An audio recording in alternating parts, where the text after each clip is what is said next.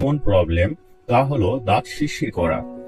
ভিডিওর এই পর্বে আমি আলোচনা করব দাঁত শিরশির কেন হয় এবং হলে কিভাবে প্রতিকার পাবেন। দাঁত শিরশির করবার কিছু কারণ রয়েছে, তার আগে জেনে নেওয়া যাক দাঁতের শিরশির ভাব কোথায় উৎপন্ন হয়। দাঁত শিরশির করবার কিছু কারণ রয়েছে, তার আগে জেনে নেওয়া যাক দাঁতের শিরশির ভাব কোথায় উৎপন্ন হয়। প্রত্যেক দাঁতের তিনটি স্তর থাকে। প্রথম স্তর এনামেল। এই এনামেল দাঁতের সবচেয়ে কঠিন স্তর। এটি দাঁতের উপরের স্তর বলা হয়। এর নিচের স্তরটি হলো ডেন্টিন, যা অসংখ্য মাইক্রোস্কোপিক ছিদ্রযুক্ত স্তর। এর পরের স্তর পাল্প, যা দাঁতের নার্ভ সাপ্লাই ও ব্লাড সাপ্লাই হিসেবে কাজ করে। দাঁতের শিরশির ভাব এই পাল্প থেকেই উৎপন্ন হয়ে মস্তিষ্কে পৌঁছে দেয়, তখন শিরশির অনুভব হয়। দাঁত শিরশির করবার জন্য কিছু কারণ রয়েছে, তার মধ্যে সবচেয়ে বেশি যে কারণ তা হলো এনামেল লস। অনেক সময় দেখা যায় দাঁতের উপরি ভাগের ক্রাউন ক্ষয়ে যেতে যেতে তা দ্বিতীয় স্তর ডেন্টিনে পৌঁছে গেছে, তখন দাঁত শিরশির করবে।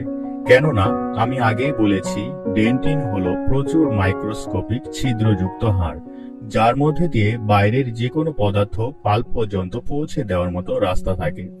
তাই ঠান্ডা বা গরম ও মিষ্টি জাতীয় খাবার খেলে দাঁত শিরশির করে।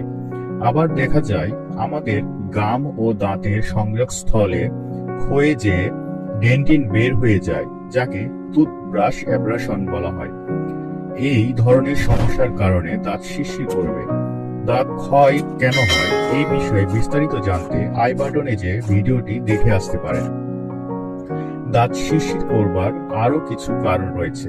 অনেক সময় দেখা যায় আমাদের দাঁতের গাম রিসেশন হয়ে যায়, মানে দাঁতের গোড়ার থেকে মাড়ির মাংস সরে গিয়ে নিচে নেমে যায় এবং দাঁতের নিক মাড়ি থেকে আলগা হয়ে রুট বের হয়ে যায়।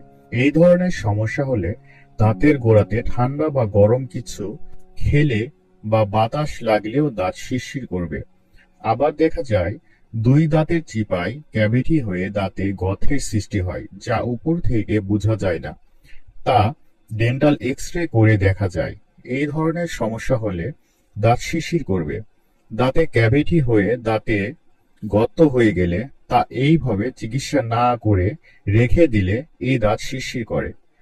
কোনো অ্যাক্সিডেন্টাল কেসে দাঁতে আঘাত লেগে দাঁতের কোনো অংশ ভেঙে গেলে দাঁত শিরশির করে।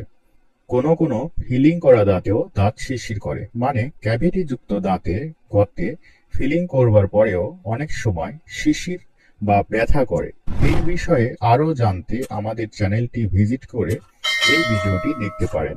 এখন জানা যাক দাঁত শিরশির করলে আমাদের করণীয় কি। দাঁতে শিরশির করা রোগ যদি প্রাথমিক অবস্থায় হয়, কোনো ধরনের ভেঙে যাওয়া বা ক্যাভিটি বা এনামেল লস ও গাম রিসেশন না হয়ে থাকে, তাহলে এই শিরশির ভাব এমনিতেই কিছুদিন পর সেরে যায়, বা ফ্লোরাইড যুক্ত মাউথওয়াশ বা টুথপেস্ট ব্যবহারে কিছুদিনের মধ্যেই সেরে যায়। টক খাবার খেলে আমাদের উচিত তাড়াতাড়ি দাঁত ব্রাশ করে ফেলা, কেননা টক খাবার যে অ্যাসিড থাকে দাঁতের এনামেলের সাথে বিক্রিয়া করে এনামেল ক্ষয় করে ফেলে। দাঁতের এনামেল লস বা গাম রিসেশনের কারণ হলো ভুলভাবে ব্রাশ করা। ভুলভাবে ব্রাশ করবার ফলে এই ধরনের সমস্যা হয়ে থাকে।